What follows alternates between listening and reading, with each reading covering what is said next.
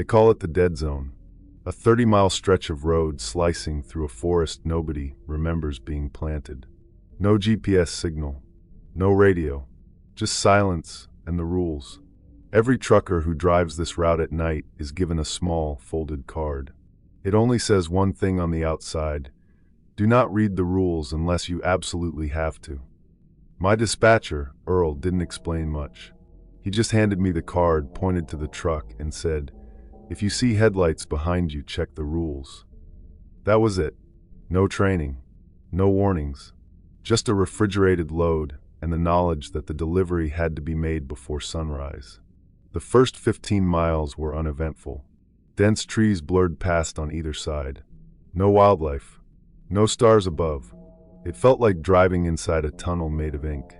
My dashboard clock glitched once, jumping from 11:07 to 11:12 without explanation. I didn't blink. I just drove. Then I noticed the shadows. Not from my truck, they moved independently. Long, spindly outlines dancing across the asphalt, stretching unnaturally far from the tree line. I told myself it was just my eyes adjusting, but then the temperature dropped fast. I reached for the heater, but my breath came out in a visible fog. The windshield began to frost from the inside. My fingers trembled as I wiped it clear. That's when I saw it, a single figure, standing in the middle of the road ahead. Still, unmoving, too tall. I honked. No response. I flashed the brights, nothing. At the last second, I swerved. But as I looked into the mirror, there was nothing behind me. No figure, no impact, no skid marks. Just empty road and creeping frost. My knuckles were white on the steering wheel. That's when I broke. I reached for the rules. The card unfolded into a list, hastily printed, slightly damp. Some lines were smudged. Others looked recently corrected in red pen. At the top, Rule 1, if you see a figure on the road, don't acknowledge it. It's not there. Rule 2, if your clock jumps more than 5 minutes, pull over immediately and close your eyes. Do not open them until the truck comes on its own. My heart raced. My clock had skipped 5 minutes earlier. I hadn't stopped. Had I already broken a rule? Rule 3, do not use the radio. If it turns on by itself, do not respond to the voice. It will sound like someone you know it's not. Suddenly, static blared from the radio, loud, violent. Then it crackled into a voice I hadn't heard in 10 years. "Son." It was my father. I yanked the volume knob, but it didn't work. The voice grew louder, more pleading. "Please. It's cold. I just want to talk." I gritted my teeth and shouted, "You're not real." The voice fell silent. The radio went dead, but the chill in the cab lingered, thick and heavy. The road narrowed, the trees pressing closer. My headlights caught glimpses of things, bare feet running alongside me, eyes in the dark. I clutched the wheel tighter, counting seconds. That's when the lights behind me flickered on. A pair of headlights. Close. Gaining. My gut clenched. Earl's words echoed. If you see headlights behind you, check the rules. I unfolded the list again with shaking hands. My mirrors exploded with white. I couldn't see. I leaned to the side, barely keeping control. A shrill horn blasted behind me, too long, too deep. It vibrated through my bones. I looked again. The truck behind me, it had no cab. Just headlights. Hovering. Connected to nothing. Fought every urge to scream, every reflex to break. I remembered Rule 4. It wasn't trying to pass me. It just wanted to follow. So I did what it hated most. I ignored it. Eyes forward. Hands steady. Then humming. A soft, mechanical hum, like the engine whispering beneath me. It grew louder, then deeper, until it sounded almost like breathing. My body went cold. I fought the urge to peek. But something outside began tapping on the window. Not knocking, tapping. A single finger. It circled the glass. Slowly. Scraping. Then, it stopped. The humming returned to normal. I opened my eyes. The road was empty. I pulled back onto the highway, shaking. The rules were saving me, but just barely. I needed to know what else was waiting. I scanned the list again. Rule 5. Never drive through mile marker 22 between 140 and 210. If you're approaching, slow down. Stall. Anything. I looked ahead.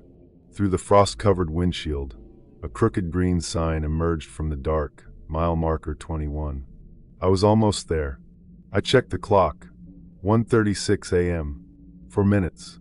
Not enough time. I floored the brake. The truck groaned. I had to stall fast. I killed the engine. The silence was immediate, like someone had sucked the air from the world. No wind, no insects. Just a complete and total void. I sat motionless, praying the clock would slow. But it didn't. 1:38 a.m. 2 minutes left. I opened the door, stepped into the freezing dark. The air was thick, hard to breathe. I circled the truck, pretending to inspect the tires just to waste time. Every step crunched like bones underfoot. 1:39. The sign for mile marker 22 loomed ahead. Too close. Suddenly, a voice whispered behind me. "You're too close to the line." I turned. No one. Then at my feet, a coin. It hadn't been there before. Not shiny, not old. Just perfectly ordinary and wrong. I picked it up without thinking. It pulsed in my palm, warm. I looked back at the cab. The lights were flickering inside. My breath caught. I didn't leave them on. Then came the soft hum again from the cab. I slowly approached, hand trembling as I gripped the handle. Inside, something was sitting in my seat. It wasn't a person. It was a shape, humanoid but wrong. Blurred, like static wrapped in a suit. It turned to face me, and even though it had no features, I felt it watching. In its hand, the same coin I was holding. Then, in a blink, it was gone. I scrambled inside and slammed the door. 1:42, I had crossed the timeline. I was already in mile 22. The rules said to stall. I hadn't. A low rumble shook the truck. Lights overhead exploded in sequence, like dominoes of lightning. The dead zone had noticed me. Then the fog came, thick and yellow, rolling in like smoke. It seeped in through the vents. The radio turned on again. Static. Then a voice. "You're driving where you shouldn't." My knuckles clenched the wheel. I hit the gas and pushed forward. I had no other choice. Inside the fog, things moved. Shapes tall and thin, bending as they walked. Some crawled. I couldn't look directly at them. My eyes burned. One scratched its nails along the side of the trailer. Long, slow. A sound like tearing sheet metal. I kept driving. Rule 6. If you hear something in the trailer, do not stop. Do not respond. It is not part of the shipment. The rule flashed in my head as the first knock came. Once. Then twice. Then a voice. "Let me out. I'm cold." It sounded like me. I gritted my teeth and turned up the dead radio. I wasn't stopping. I wasn't answering. The fog thinned, but the cold worsened. My breath came in clouds so thick I could barely see the dash. The wheel was like ice under my fingers. My teeth chattered. Somewhere behind me, the voice in the trailer stopped. That silence was worse. Then came a scraping on the roof. Something heavy moving from the trailer toward the cab. Slow. Measured. The sound stopped directly above me. I didn't dare look up. Rule 7. If something is on the roof, do not slow down until the mile marker is behind you.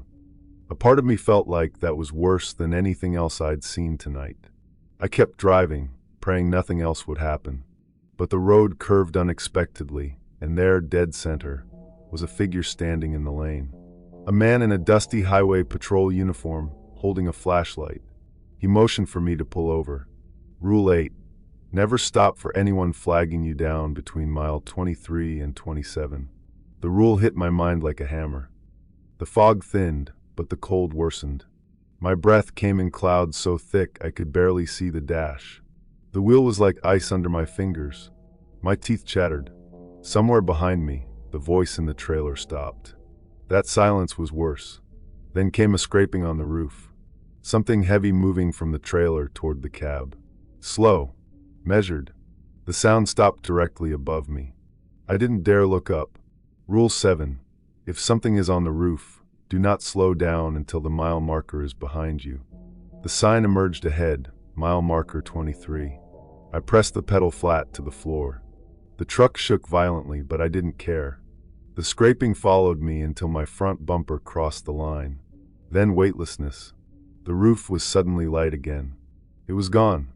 The fog evaporated like it had never existed. The world looked normal. Too normal. That's when I realized something was missing, the coin. I'd had it in my pocket. Now it was gone. A part of me felt like that was worse than anything else I'd seen tonight. I kept driving, praying nothing else would happen. But the road curved unexpectedly, and there, dead center, was a figure standing in the lane. A man in a dusty highway patrol uniform, holding a flashlight. He motioned for me to pull over. Rule 8. Never stop for anyone flagging you down between mile 23 and 27. The rule hit my mind like a hammer. The man waved again, but this time he smiled. His teeth were too wide. Too many. I swerved into the opposite lane and sped past. In the mirror, the man didn't move.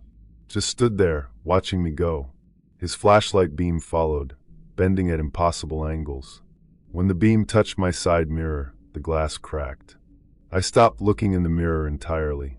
The miles ticked by, each one bringing me closer to safety. My hands ached from gripping the wheel.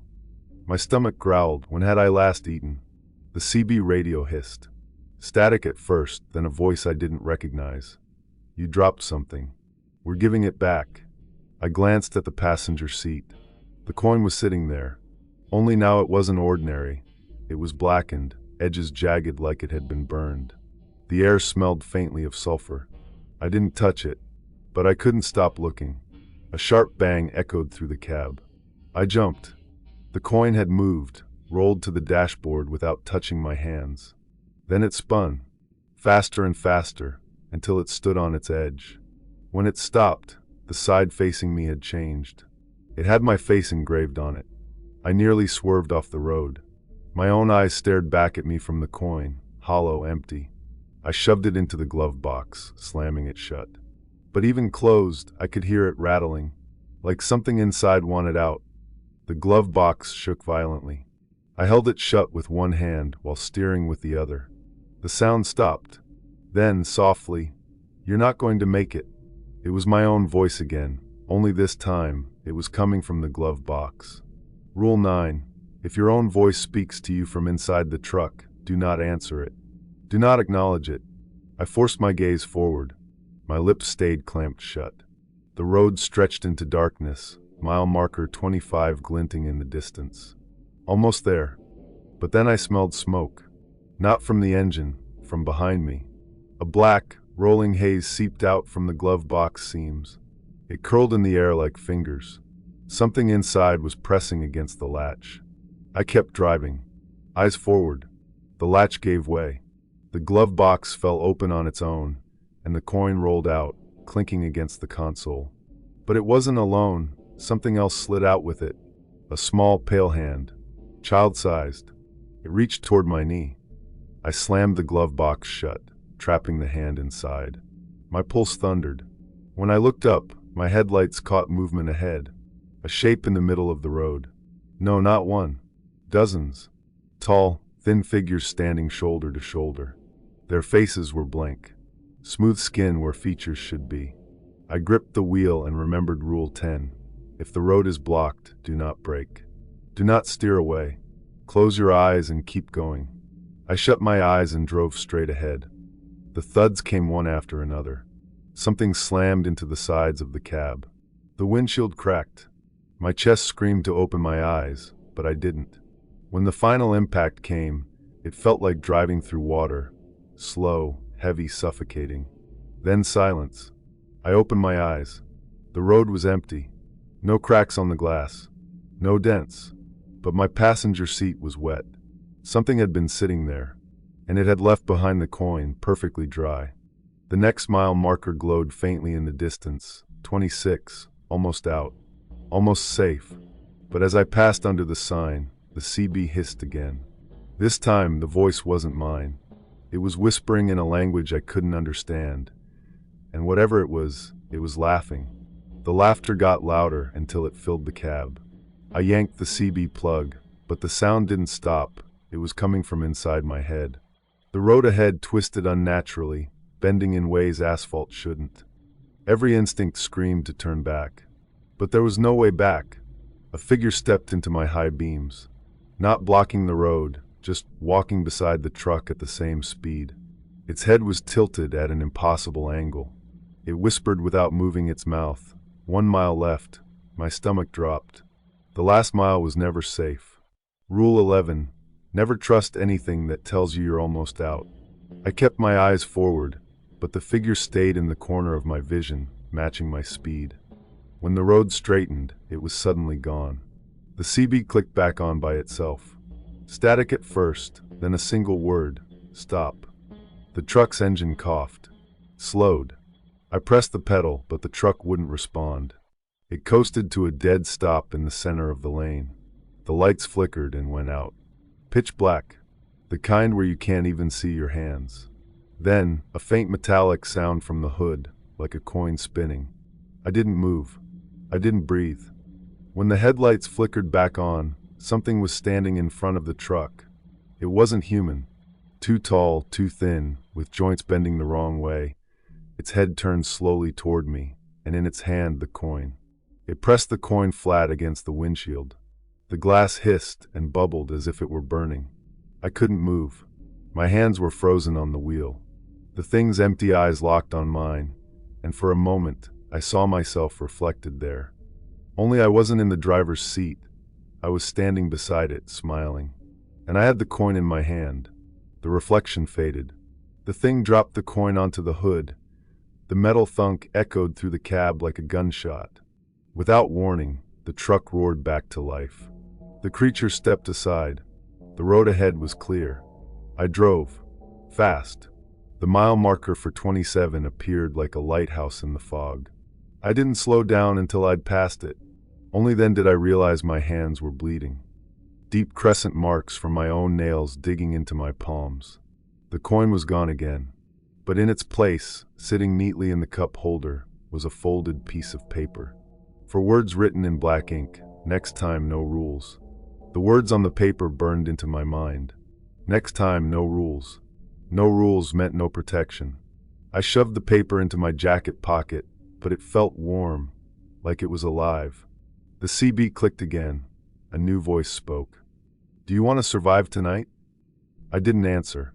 Answering meant engagement, and engagement meant it could reach me. Instead, I focused on the road, but the lane lines began to fade. The asphalt itself seemed to peel away, revealing black soil underneath. The truck shuddered as if climbing over bones. The smell hit next. Rot and burnt hair. I gagged but kept driving. Shapes started rising from the soil on either side of me, figures dragging themselves upright, their eyes glowing like embers. They didn't move closer, just watched, waiting. A heavy thump landed on the roof. The cab shook. I looked up in time to see long, skeletal fingers curling over the windshield. Rule 12. If something gets on the roof, never stop. I floored the accelerator. The thing on the roof shifted, its weight pressing down harder. The windshield began to spiderweb. Then a single pale eye appeared in the crack, peering in. It didn't blink. It just stared as the glass slowly split apart. I remembered the coin. It had disappeared before, but if I could find it now, maybe it could distract whatever this was. I reached into my jacket pocket, only to feel the warm paper again. The coin was gone, but the paper's edges were wet. The eye above widened. The voice from the CB whispered, "You can't finish the run without me." The truck lurched violently to the side, tires skidding along the soil. I fought the wheel, but something else was steering. Then I saw it, mile marker 28, bent at an angle like something had hit it hard. I was close to the end of the dead zone, but between me and that marker, the road narrowed into a tunnel of black fog. The figures from the soil stepped into it. Their mouths opened wide, far wider than human jaws should stretch. They began humming, low, steady, vibrating through the cab. The thing on the roof crawled forward, pressing its face fully against the windshield. It smiled, and the smile was mine. The hum grew deafening. My vision blurred. Somewhere beneath the noise, I heard the sound of a coin spinning on metal. I tightened my grip on the wheel. If I was going to survive, I'd have to break at least one rule. I slammed my palm against the CB. What happens if I break a rule? The voice chuckled. You'll see.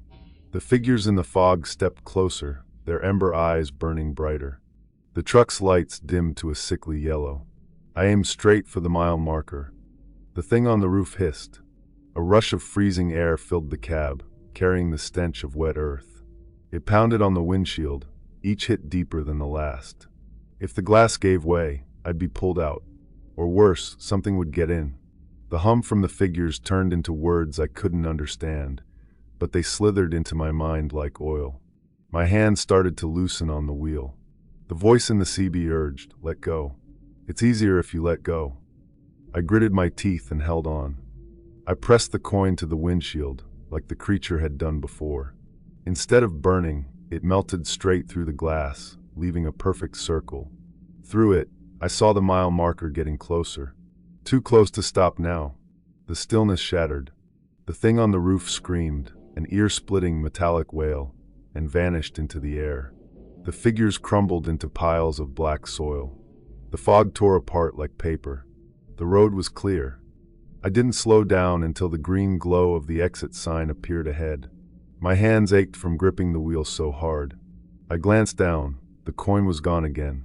But in the cup holder, the cold paper sat waiting. It had new words now. You broke one. 2 more, and you're mine. The letters bled across the paper, spreading like cracks in ice. And in my mirror, far behind me, the mile marker 27 was back in place, waiting for my return. I pulled over just past the exit. My whole body shook. The night air was silent, too silent, no crickets. No wind, just my own shallow breathing. I stepped out of the cab, needing to see if the world was real again. The pavement felt normal beneath my boots. The smell of rot was gone. But when I looked back down the highway, the dead zone wasn't there. The road stretched straight into darkness, nothing unusual. Almost like it never happened. I climbed back in and started the engine. The dashboard clock blinked 12 o'clock, over and over. It was 4:17 when I entered the dead zone. Time had gone missing. The CB crackled once more. 2 more, the voice said softly, almost like a promise. I turned it off, but the faint static kept coming through, like it wasn't using the radio anymore. As I merged back onto the main route, headlights appeared in my rear view, a semi-truck. No driver in the seat. It kept perfect pace with me, never overtaking, never falling back. Its lights never blinked. At the next rest stop, I pulled in. The ghost truck stayed on the shoulder, idling without sound. I tried to ignore it and headed inside for coffee. The cashier didn't look up as I approached, because she had no eyes. I froze. She smiled anyway. "You made it out once," she whispered. Her hand slid something across the counter. The coin. It felt heavier this time. I backed away, leaving the coffee untouched.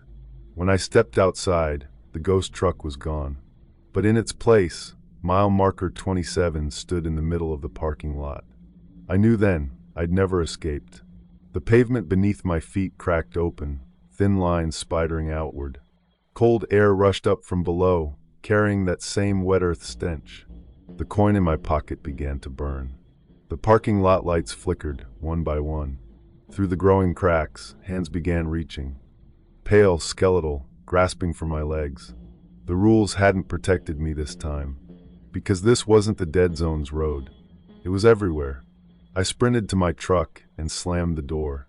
The ignition caught instantly, though I hadn't turned the key. The CB was on again. 2 more, the voice repeated. "We'll see each other soon." The exit from the rest stop twisted like it was folding in on itself. Instead of the open highway, I saw that same tunnel of black fog. The mile marker inside read 26. I'd gone backwards. I thought about breaking more rules on purpose, ending it quickly. But then I remembered the coin's weight. If I gave it up, whatever was waiting might take more than just me. It might take everything. The truck rolled forward on its own. Figures began to appear in the fog ahead, their ember eyes brighter than before. One stepped closer, revealing my own face, rotted hollow. It smiled wider than any human could. I gripped the wheel and pressed the coin to my forehead. A cold shock went through me, and the fog cleared again. But the road was now a circle. No matter how far I drove, I saw my own tail lights ahead. The CB whispered again. One more. I didn't ask what it meant. I already knew. Somewhere out there was the final rule I'd have to break. As I circled the endless road, I passed a sign I'd never seen before. It read, "Return 2 mile 27 in dripping red paint." But beneath it, scratched into the metal, was one word. Mine. The coin began to spin in my palm, faster and faster. It rose into the air, gleaming unnaturally in the dark. The figures on the roadside began to bow their heads. They were waiting for me to decide. If I caught it, I'd have one more run. If I let it fall, the dead zone would take me now. Either way, the rules were gone. There was only the voice, the road, and me. I closed my hand around the coin. The road straightened, and the mile markers began counting forward again. But I could feel something in the passenger seat, breathing, and whispering my name.